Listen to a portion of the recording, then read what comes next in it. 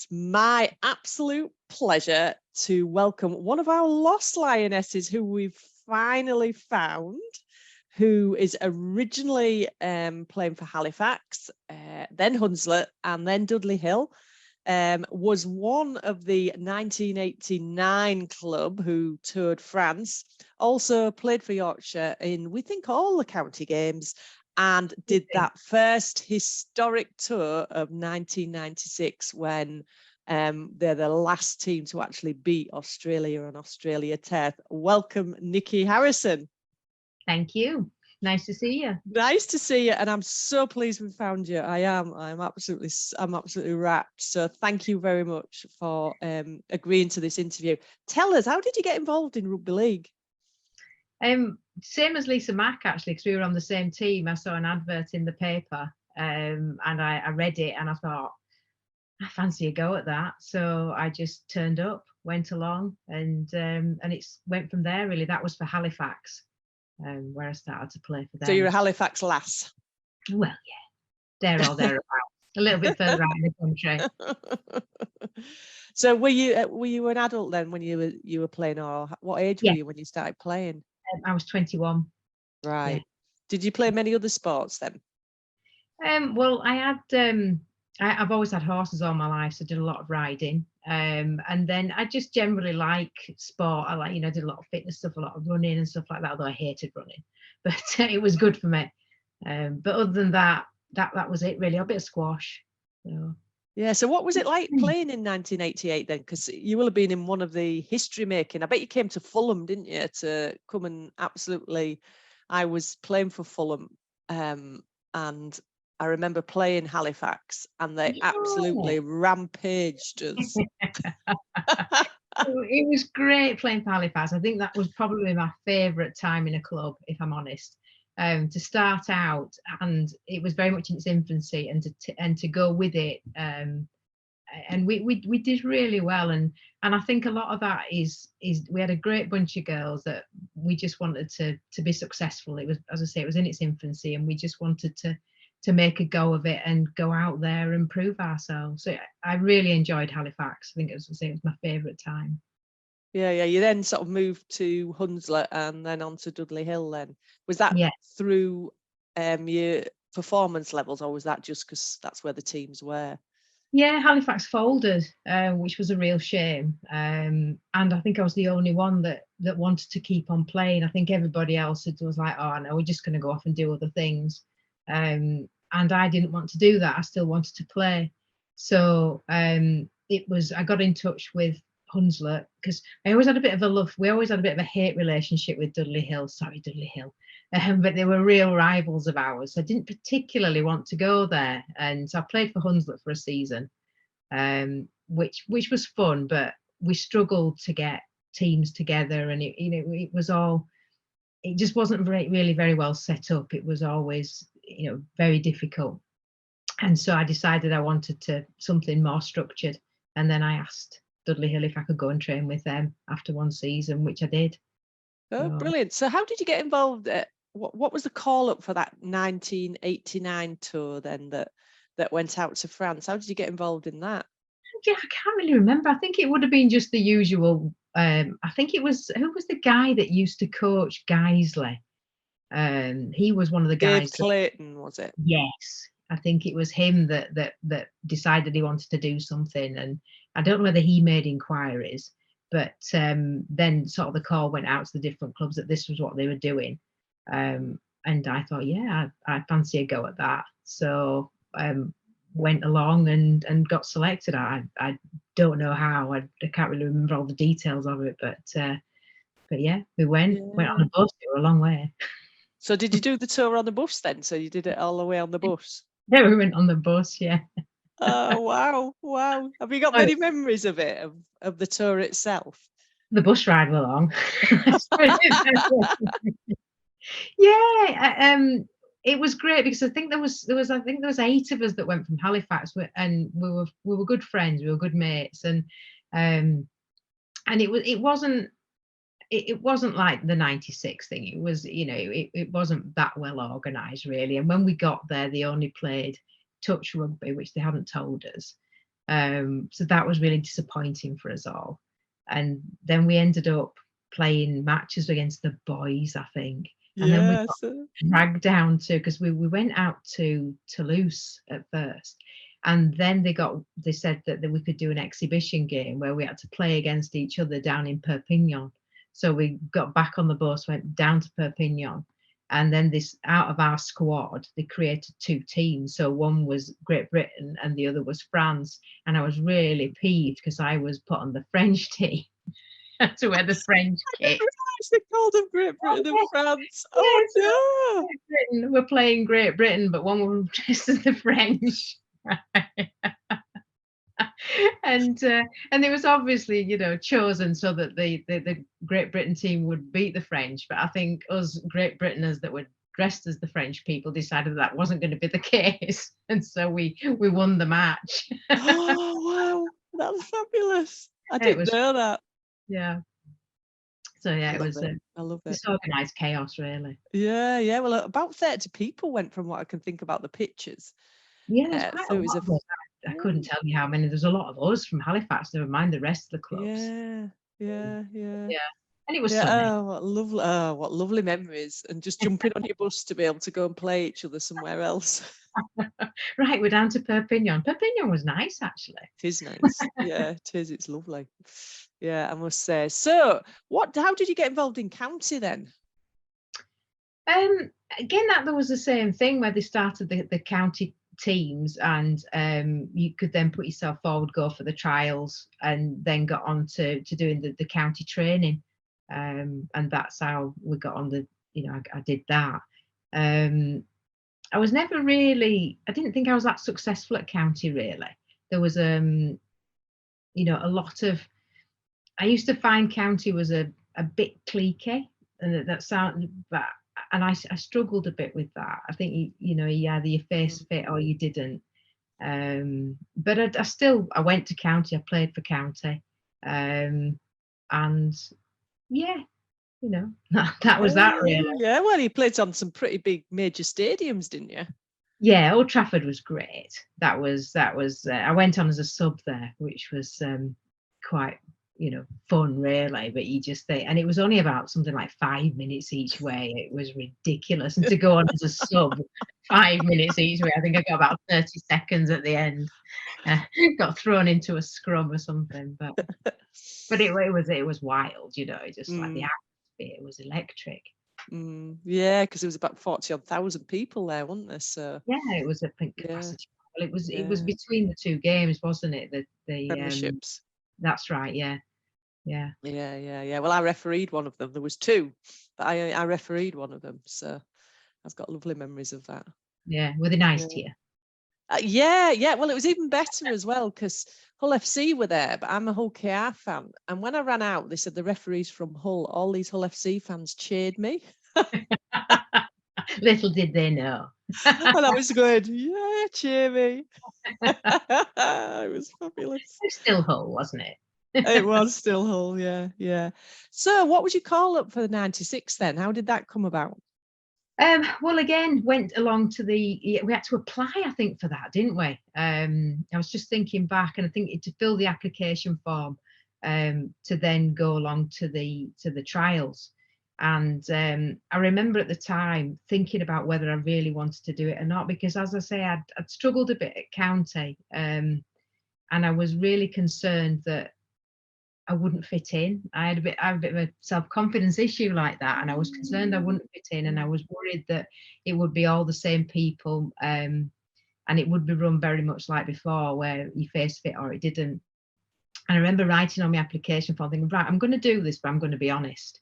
And I wrote my application, and it said any special considerations or something like that. And I wrote on the form that I'd played at county level, but I'd always found that I never really fit, and there was a certain clique, and I hope that could be overcome for the Great Britain squad. So it was an inclusive thing, sort of thing. And I thought, well, it's kill or cure, is that they'll either go, no, we don't want her, or we do. But it was important to me, if I was going to put myself forward for it, that it needed to be an equal playing field and done on merit and inclusive for all teams and everybody, really. So that's what I put on. And then I went to the trials, and I remember Ian Harris speaking to me and saying, and it was after the event, it was when we were training or when we were away. He said, I remember your application form and I remember what you put on it. And he says, and I thought that was, he said, that had a place in my heart. He said that you actually had the goal to say it. That's good to say it. Yeah, absolutely. It was important. So that's how I Yeah. got involved and went along to the trials, and yeah, got selected, which was, for the training. So what So was the training like then? it was really good. I really enjoyed it. I listened to Cronin's interview actually, and because Cronin was a friend of mine, really liked Cronin, and she was saying how the training was like we'd never had before. We had fitness, we had to keep fitness diaries, and it was all very inclusive. We had nutritionists, we had the sports psychologists, we had the physio, and it was all really well organized and really well done, and very inclusive. There was, I enjoyed the training, and I really wanted to be part of it, so that was good. Yeah, brilliant. Especially from your start of where it was, and because it was about 18 months, wasn't it, of preparing to go? Yeah, it was, and I got injured actually whilst we were preparing, while we were in training. That was then Barrow kids. We were up in Barrow playing for the club, and I got tackled, and I did the ligaments in my knee. Oh And no. so, which was in the winter, and we were going into July, wasn't it, when we went? And it was like, oh my God, what am I, I'll be off the squad. But thankfully, they were very good with me, and gave me fitness to do with upper body that didn't use my knees. I got treatment, physiotherapy, and yeah, got back on to the squad. I was still on the squad, and managed to get back to full fitness and managed to go, which was great. A Even if I didn't. testament to you as well. Yeah, but it's we wanted to do it. We were all so driven. The whole squad was really driven. I think it was, it was a big thing to go to Australia. And it was an inaugural tour, and we wanted to be part of it. And so the setup was professional that we were training in. So that made you feel professional and feel driven. And Yeah, first time having a physio and a psychologist. no, and I used a psychologist quite a bit actually, Claire. She was brilliant. Yeah. I really liked Claire. Because I struggled, as I said, with confidence issues. And I remember I rang her and just said, I'm struggling a little bit. I said, I'm thinking that I don't fit in, the team don't like me, and I don't know whether I can go on tour. I don't know whether I can cope. And she was absolutely fabulous with me. We spent a lot of time and got to the bottom of it really. And I was very thankful to her. Very thankful. And it still serves me well now. That's brilliant, isn't it? Absolutely brilliant. Because she didn't actually go on tour in the end, didn't Claire, did she? No, she didn't. I was really disappointed. But we all had her, words ringing in our minds as to how we need to go about it. She was always very famous for her channel it, when they're hurting you, channel it. That's what she used to say. Don't get angry, channel it. Yeah. But she was good. Brilliant. Oh, lovely. So you got the call up. You got the call up to play for your country, to go on tour. What was that like? Oh God, it was brilliant. I mean, everybody got behind us. We had to raise the money for a start, and we were so lucky. Lisa and I from Calderdale, and we applied for a grant from the council. And we had to go to the council chambers to present our case. Well, I sat there and Lisa did the talking, as you can imagine. And they awarded us a grant, which was brilliant.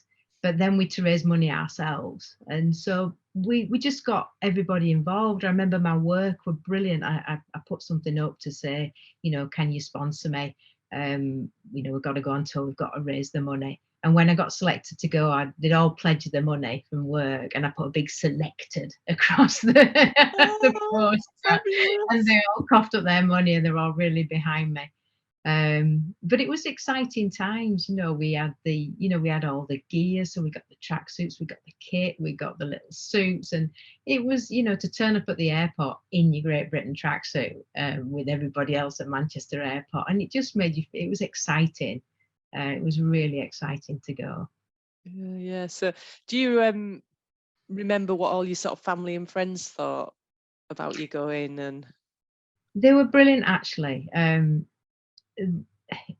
got so much support from my family and friends, which you needed. And you don't think you realise at the time how much support they are giving you, because you're very much focused on what you want to achieve.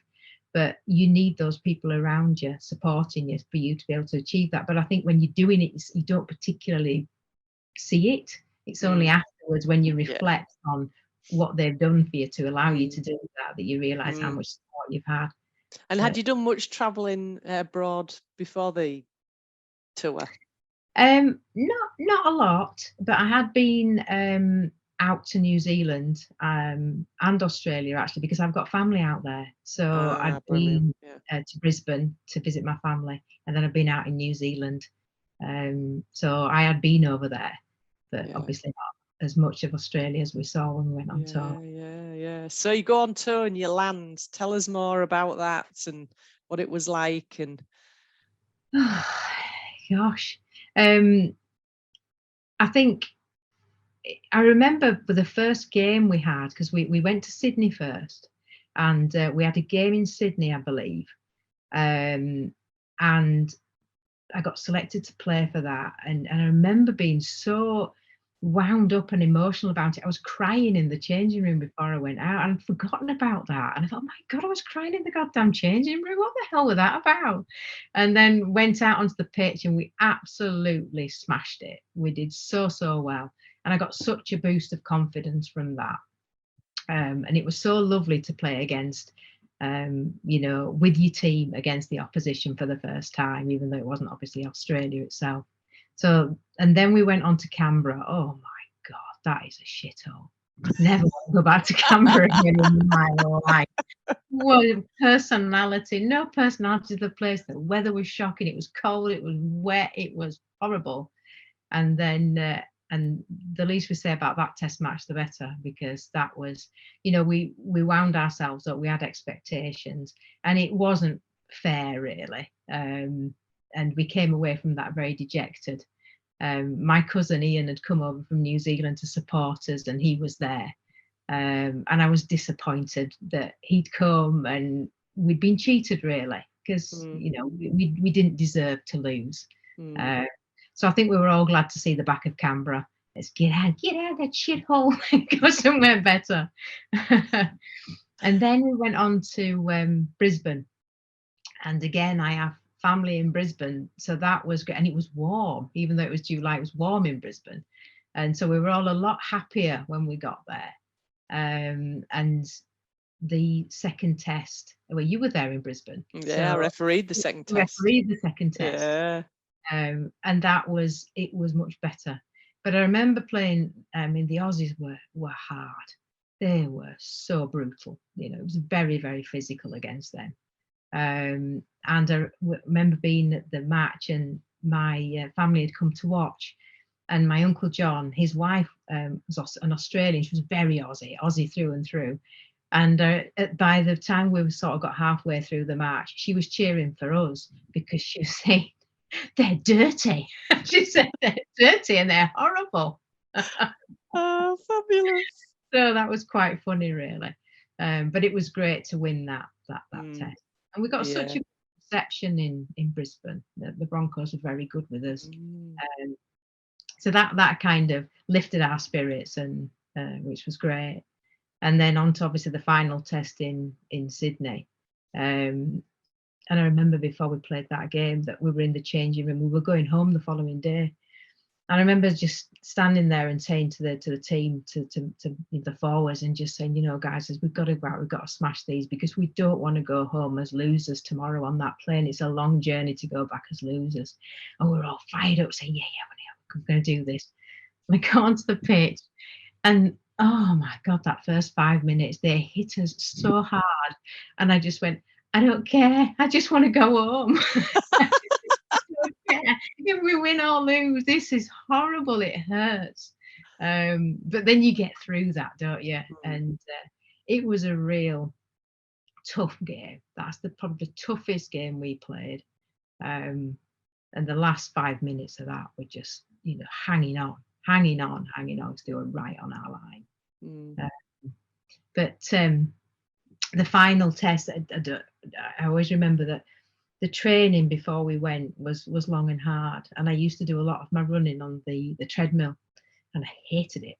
And I remember running, and I couldn't think about anything but running. I'm not one of these people that can lose myself. All I can think about is putting one foot in front of the other. And I remember thinking, you've got to get through this. And I used to envisage, they talk about visualizing what you want to achieve. And I used to visualize the fact, say, right, I'm going to be the last test, final test, I'm going to run full length of the pitch, and I'm going to score the winning try. And we ended up, and it wasn't quite like that, but it wasn't far off. And we were camped on our own line, and then we had to turn over the ball, and it went out to Chantel, who was a teammate at Dudley Hill, and she went off up the pitch at high speed. And we were all exhausted, but I thought, we've got to go with her. We've got to support her. We've got to go. And I think it was me, Brenda, and Lucy. And we tore up the pitch after her. She got tackled not far from the try line. And I was, obviously running to be with this. Brenda popped the ball to me, and I scored the try. Fantastic. It was the winning try. And I just like, oh my God, and it was only afterwards when you reflect, it wasn't quite as I'd envisaged it, but it wasn't far off. It wasn't. And I've got that ball that you've scored the try. Ian's kept the ball. Oh, brilliant. And it's going into the archives. So yeah, it was good. It was great fun, and the celebrations after that, I think we were all a bit shell-shocked, really. But yeah, we went home as winners, and that's what really mattered. Yeah. So you went home as winners, and actually the last team to ever beat the Australians on their turf. You won 6 of your 7 fixtures, which is pretty phenomenal, isn't it? It should have been 7 of 7, though, really, shouldn't it? Yeah. It should have been. Yeah, it was. We did well. We did really well. So when you look back, what do you think was the most challenging part of playing internationally? I think the most challenging thing is the fact that you're working hard for it, but yet you don't get the recognition that I think that you should. So